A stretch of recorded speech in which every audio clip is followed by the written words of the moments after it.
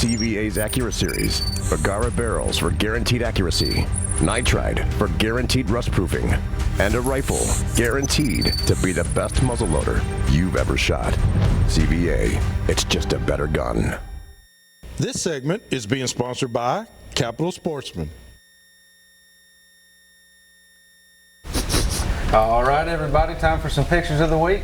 This week's pictures of the week being brought to you by our friends at Flowers Deer Processing. They've still got, I guess, a couple more days to go down there, get down there and see them, and get your deer to them. They've got a lot of different products they offer. I think our favorite is probably the snack stick. But get down there and see Jim and the rest of the family, and take them that last minute deer that you were able to get, and tell them that we said hi. Our first picture tonight, this here is 7-year-old Colin Hooper. This is his first buck ever, and it's a 11-point buck that he was able to get. I believe it was actually during the juvenile hunt, and it was sent in by his dad, Timmy, who was awful proud of him for that first buck. That is a very nice one.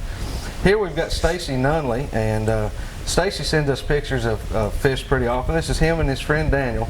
They were fishing on Chickamauga Lake, and their best 5 fish was 32.9 pounds. Wow. And their biggest one there was 8.2 pounds. So they had a fantastic day on Chickamauga. Here we've got, I actually received a message from these folks not too long ago on Facebook. This is 6-year-old Emmy Van Winkle with her very first deer. This was sent in by her dad, Cody. And we thought that was neat, talking back and forth with him having his 6-year-old get her first deer this year, like I did. So congratulations to Miss Emmy and to Cody as well. And then here we've got, this is longtime pro staffer with us. This is Mr. Dayton Blair. Most of you guys are familiar with him. And this is a stringer full of fish that he was able to get the other night. Some sauger and walleye are biting, and they're starting to get some good skillet meat to bring back home to the house with them. You guys can send your pictures over here to us at 474 James Robertson Parkway, Nashville, Tennessee. But better yet, just send them to me on Facebook, and I can get them a lot faster that way. And we'd love for you to send just a little story with it and give us just a little bit of information as far as how the hunt or the fishing trip went down. And just get those over here to us, and we'll get them on just as quick as we can. All right, we're back here with Miss Kim Mayfield and Rick Taylor and Jason Langford, and just want to know, just talk just a little bit more now about the hunt. So we've done our scouting and everything's ready to go, and so now it's time to hunt. So kind of how did that get started? Well, it got started slow, slow. Didn't see anything. We hunted hard. The area itself is a very it's rough. It's rough. Yeah. It's a very limited area. I was told by several of the men, you got the hardest area to hunt. Yeah. So we went out, and it rained, and we still hunted, and Jason was right there with me. My husband was able to be with us some. He's, like I said, in bad health, but he would stay back at the truck or just be listening to see if we heard any bugles or anything like that. So in the process of scouting, though, we seen some sign, and then it was just like it disappeared. So of course I got a little discouraged by Monday, but that being said, no one harvested the first 2 days, did they? Not till Monday. So we hunted Saturday, Sunday, and then we got word of someone harvesting that morning and some more. So I was still hopeful. Hung in there. So that's how it got started. Yeah. Slow. Slowly, huh? Yeah. So then I guess things kind of started, because I know it ended up being, we'll go ahead and give out, it ended up being your last day when you were able to get that correct. I guess so it'd be day 7. Well, the cool thing about it is, if I can jump in here, so basically you have to be the last man standing in order to change elk zones. Okay. And so that's what happened with Kim. She called me, what was it, Thursday night? You called and said they're going to let me change zones. Everybody else is bowed out or tagged out. And she called me and told me she was moving to another zone. And I've got a friend out there, Brandon Confer, and I talked to him, and I called her. We talked. I said, "This is the zone you want. You want to get here, and here's 2 different areas." And that's what they did. They split up on that area. You ended up there, what, Thursday evening, didn't you? Yeah. So we talked Thursday midday. Yeah. And Jason went to one area, and you went to the other 2 areas that Brandon had said. So take it from there. And back it up from there. I was very persistent. I'm discouraged that I'm not seeing any. Jason and I hiked down the mountain. We looked everywhere. I even told Rick where I had been. He said, "I can't believe you went there." And I was like, "Yeah." We went through some major stuff hunting this elk, because what we were going to have to do was Jason was going to have to call one up over off of private property. That's my only hope. So I continually prayed and was hoping and praying that I would get that one called up, but we didn't have luck on that. And I kept going back to Brad and I would say, "Is everybody still in? Is everybody still in?" Because I had already asked him prior to, when I was scouting, I read in the thing that if everybody harvest out or left, that the last man standing could change zones.